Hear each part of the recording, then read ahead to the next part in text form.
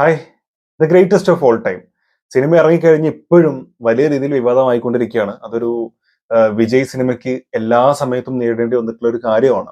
എന്നാൽ ഇപ്പോൾ വളരെ രസകരമായിട്ടുള്ളൊരു സംഭവമാണ് കേട്ടുകൊണ്ടിരിക്കുന്നത്. അതിന്റെ സത്യാവസ്ഥ എന്താണ് എന്ന് പറയുക എന്നുള്ളതാണ് ഈ വീഡിയോയിൽ ഞാൻ എന്റെ ഉദ്ദേശം. ഓക്കെ. അപ്പോ സിനിമ പേഴ്സണലി ഞാൻ കണ്ടതിന് ശേഷം ഞാൻ റിവ്യൂ ചാനൽ ഇട്ടിട്ടുണ്ട്. എനിക്ക് വിചാരിച്ചത്ര വർക്കായിട്ടില്ല. ഞാൻ ഞാൻ ഒരുപാട് പ്രതീക്ഷയോടെ പോയി കണ്ട സിനിമയാണ്.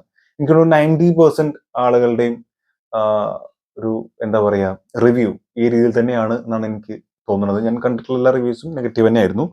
പക്ഷെ ബിസിനസ് പരമായിട്ട് പടം ഭയങ്കര ഹിറ്റാണ്. അതിലൊന്നും ഒന്നും പറയാനില്ല. കാരണം വിജയ് പവർ അതങ്ങനെയാണ്. അത് ആരും പറഞ്ഞിട്ടും കാര്യമൊന്നുമില്ല. ഇപ്പൊ മിക്സഡ് റിവ്യൂസ് ആണ് വരുന്നത്. ഫ്ലോപ്പ് ഒന്നും ആർക്കും പറയാൻ പറ്റില്ല. എനിക്കിഷ്ടമില്ല വെച്ചിട്ട് ആർക്കും ആവാതിരിക്കും എന്നും പറയാൻ പറ്റില്ല. ഇഷ്ടമായിട്ടുള്ള അത് വളരെയധികം എൻജോയ് ചെയ്ത് കണ്ടിട്ടുള്ള ഒരുപാട് ആളുകളുണ്ട്. നമ്മുടെ വീഡിയോയുടെ താഴെ തന്നെ ഒരുപാട് കമന്റ്സിൽ വന്നിട്ടുണ്ട് ഈ പടം ഒരു പ്രതീക്ഷയില്ലാതെ പോയി കണ്ടുകൊണ്ട് ഇഷ്ടപ്പെട്ടു എന്ന് പറഞ്ഞിട്ടൊക്കെ. അപ്പൊ അതൊക്കെ പേഴ്സണൽ ചോയ്സ് ആണ്. എനിവേ പറയാൻ നമ്മൾ ഉദ്ദേശിക്കുന്നത് ഇതൊന്നുമല്ല. അത് വിജയ് ന്യായീകരിച്ച് മെഴുകുന്നു എന്ന് പറഞ്ഞൊരു വാർത്ത വന്നിട്ടുണ്ടായിരുന്നു. പറയുന്നത് എങ്ങനെയാണ്, സിനിമയെ തോൽപ്പിക്കാൻ ഒരു വിഭാഗം ആളുകൾ മനഃപൂർവ്വം ശ്രമിക്കുന്നു. ചെന്നൈനെ കുറിച്ച് നമ്മളിതിൽ പറഞ്ഞതുകൊണ്ടും തല നമ്മുടെ ധോണിനെ കുറിച്ചൊക്കെ പറഞ്ഞ് ബൂസ്റ്റ് ചെയ്തതുകൊണ്ടും RCB ആരാധകരും മുംബൈ ആരാധകരും ഇതിനെ മനഃപൂർവ്വം തോൽപ്പിക്കാൻ ശ്രമിക്കുന്നു എന്ന് പറഞ്ഞൊരു വാർത്ത വിജയ് പുറത്തുവിട്ടുന്നു. എവിടെയാണ് വിജയ് അങ്ങനെ ഒരു വാർത്ത പുറത്തുവിട്ടിട്ടുള്ളത്? അതിൽ എന്ത് തെളിവാണ് നിങ്ങളുടെ കയ്യിലുള്ളത്? ഈ പറയുന്ന ആളുകൾ അതിന്റെ തെളിവ് വെച്ചിട്ടുണ്ടോ? അതിന്റെ ക്ലിപ്പോ അതിന്റെ ന്യൂസിന്റെ ബിറ്റോ എന്തെങ്കിലും വെച്ചിട്ടുണ്ടോ എന്നുള്ളതാണ് ആദ്യം ചോദിക്കാനുള്ളത്. രണ്ട്, ഇത് പറഞ്ഞിട്ടുള്ള വിജയല്ല. ഇനി അങ്ങനെ നിങ്ങൾക്ക് വല്ല ഡൗട്ടും ഉണ്ടെങ്കിൽ ഇപ്പൊ തീർത്തു തരാം. ഇത് പറഞ്ഞിരിക്കുന്നത് ഗ്രേറ്റസ്റ്റ് ഓഫ് ഓൾ ടൈം എന്ന് പറയുന്ന ഒരു സിനിമ പണി വെച്ചിരിക്കുന്ന നമ്മുടെ വെങ്കട് പ്രഭുവാണ്. എഴുത്തിൽ ഒരു പുതിയ വെങ്കട് പ്രഭുവിനെ കാണാം എന്ന് പറഞ്ഞ അദ്ദേഹം എല്ലാ തരത്തിലും പുതിയൊരു വെങ്കട് പ്രഭുവിനാണ് നമുക്ക് തന്നുകൊണ്ടിരിക്കുന്നത്. ഇതുവരെ കാണാത്ത സ്വഭാവം, ഇതുവരെ കാണാത്ത രീതിയിലുള്ള എന്താ പറയാ ആരോപണങ്ങൾ ഒക്കെയാണ് പുള്ളി ചെയ്തുകൊണ്ടിരിക്കുന്നത്. വാർത്ത ഇതാണ്, ഞാൻ ഇവിടെ വെക്കാം. ഇത് കുറെ സ്ഥലങ്ങളിൽ വാർത്ത വന്നിട്ടുണ്ട്. തമിഴ് ചാനലുകളൊക്കെ നിങ്ങൾ എടുത്തു നോക്കിക്കഴിഞ്ഞാൽ ഇത് വലിയ രീതിയിൽ ചർച്ച ചെയ്യുന്നുണ്ട്. സോഴ്സ് ഇതൊക്കെയാണ്. ഗോട്ടിന് നെഗറ്റീവ് കിട്ടിയതിന് മുംബൈ ബാംഗ്ലൂർ ഫാൻസ് എന്ന് സംവിധായകൻ. അത് നെഗറ്റീവ് കിട്ടിയതിന് പിന്നിൽ. ഇനി വാർത്ത എന്താണ് നമുക്കൊന്ന് വായിച്ചിട്ട് വരാം കേട്ടോ. ഗോട്ട് ചിത്രം ഇപ്പോൾ ലഭിക്കുന്ന റിപ്പോർട്ട് അനുസരിച്ച് തമിഴ്നാട്ടിൽ വലിയ വിജയം നേടിയെങ്കിലും തെലുങ്കിലും ഹിന്ദിയിലും ഒരു പരിധിവരെ കേരളത്തിലും നിരാശ സമ്മാനിച്ചു എന്നാണ് വിവരം. സത്യമാണ്. ഇത് ബോക്സ് ഓഫീസ് കണക്കിൽ കാണാനുമുണ്ട്. അതേ മറ്റൊരു സിനിമ കിട്ടുന്ന അത്ര വലിയ സംഭവമൊന്നും കേരളത്തിലടക്കം പണത്തിന് കിട്ടിയിട്ടില്ല. അതായത് വിജയ് സിനിമകൾക്ക് കേട്ടോ. ഇതിന് രസകരമായ കാരണമാണ് പകുതി തമാശയായി, പകുതി തമാശ ഒന്നുമില്ല, പുള്ളിക്കാരായിട്ട് പറഞ്ഞു തന്നെയാണ് വെങ്കട് പ്രഭു ഒരു ട്വിറ്റർ സ്പേസ് ചർച്ചയിൽ പറഞ്ഞത്. നോക്കിക്കോണേ. മുംബൈ ഇന്ത്യൻസും MI, RCBയും റോയൽ ചാലഞ്ചേഴ്സ് ബാംഗ്ലൂരു ആരാധകരും ക്ലൈമാക്സിന്റെ പേരിൽ എന്നെ ട്രോളുന്നുണ്ട്. പുള്ളി പറഞ്ഞതാണ്, വെങ്കട് പ്രഭു തമിഴിൽ തമാശ പറഞ്ഞു. തമാശ. നമ്മളെല്ലാം CSK ആരാധകരാണ്. ഇത് നമ്മുടെ രക്തത്തിലുള്ളതാണ്. ഞങ്ങൾക്ക് നിഷേധിക്കുന്നില്ല, ഞങ്ങൾ അതിനെ നിഷേധിക്കുന്നില്ല. CSK ബന്ധം കൊണ്ടാകാം ഈ ചിത്രം തെലുങ്ക് ഹിന്ദി പ്രേക്ഷകരെ അധികം ആകർഷിക്കാതിരുന്നത്. ഇത് ബാംഗ്ലൂരും ഇവിടെ എന്താ പറയുക മുംബൈനെയും അതാണ് ഉദ്ദേശിച്ചിരിക്കുന്നത്. പ്രേക്ഷകരെ അധികം ആകർഷിക്കാതിരുന്നത് നമ്മൾ ആഘോഷിക്കും പോലെ അവർ ആ നിമിഷം ആസ്വദിച്ചു എന്ന് ഞാൻ കരുതുന്നില്ല എന്നാണ് വെങ്കട് പ്രഭു പറഞ്ഞത്. അതായത് ചെന്നൈ വിരോധം, CSKനോടുള്ള വിരോധം. പ്രധാനമായിട്ടും CSKന്റെ മെയിൻ ശത്രുക്കളാണല്ലോ, ഒന്ന് മുംബൈ ഇന്ത്യൻസും രണ്ട് ബാംഗ്ലൂരും.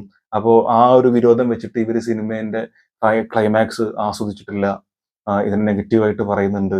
അവര് ഈ സിനിമ വലിയ ആഘോഷമാക്കാതിരിക്കുള്ള കാരണം ഇതൊക്കെയാണെന്നാണ് പറയുന്നത്. അല്ലാതെ പുള്ളിക്കാരൻ ചെയ്തൊരു തെറ്റുമല്ല കേട്ടോ. ഇനിയിപ്പോ ഇതിനെക്കുറിച്ച് ഞാൻ എന്റെ അഭിപ്രായം പറയുന്നില്ല. എന്റെ അഭിപ്രായം ഇതൊക്കെ തന്നെയാണ്. കാരണം കമന്റിലുണ്ട്. ഈ കമന്റ് വായിക്കണത് തന്നെയാണ് എന്റെ അഭിപ്രായം. ഒന്നാമത്തെ കമന്റ്, സ്വയം കഴിവുകേട് കൊണ്ടുണ്ടായതല്ല, ബാക്കിയുള്ളവരെ തലയിൽ കെട്ടിവെച്ചാൽ ആ പ്രശ്നം തീരുമല്ലോ അല്ലേ ഞാൻ ചോദിച്ചിരിക്കണം. ഇതിനാണ് എനിക്ക് ചോദിക്കാനുള്ളത്. രണ്ട്, അപരാധം. അടുത്തത്, പോടാ പൊട്ടാ നീ പോയി പടം കാണുക. സംവിധായകനോട് ആദ്യം നീ പോയെന്ന പടം കാണുക. ഓക്കെ. എന്തൊക്കെ കേൾക്കണം എന്നാണ് രണ്ടാമത്തെ പറഞ്ഞിരിക്കണത്. ഇനി മാസ് പൊട്ടാൻ കാരണം സൂര്യ ഗോട്ടിന് നെഗറ്റീവ് വന്നത് RCB മുംബൈ ഇന്ത്യൻസ് ഫാൻസ് ഇങ്ങനെ പോയാൽ കാർത്തിയുടെ ബിരിയാണി പൊട്ടാൻ കാരണം അൽഫാം മന്തിയുമായിരിക്കും അല്ലേ പ്രഭു അണ്ണാം.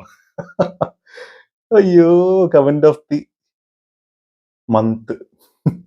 90% കടുത്ത വിജയ ആരാധകർക്ക് പോലും ഇവന്റെ പണ്ണൽ ഇഷ്ടപ്പെട്ടില്ല. എന്നിട്ട് ഇപ്പൊ മുംബൈ ന്യായം വന്ന് മെഴുകുന്നു. അടുത്തത്, അല്ലാതെ അണ്ണൻ പണി വെച്ചിരിക്കുന്നതുകൊണ്ടല്ല. നെക്സ്റ്റ്, അല്ലാതെ തിരക്കഥൊന്നും അല്ല കേട്ടോ. അല്ലേ അല്ല. അതായത് ഇങ്ങനെയൊക്കെ പറയണമെങ്കിലും വേണം ഒരു ഉളുപ്പ്.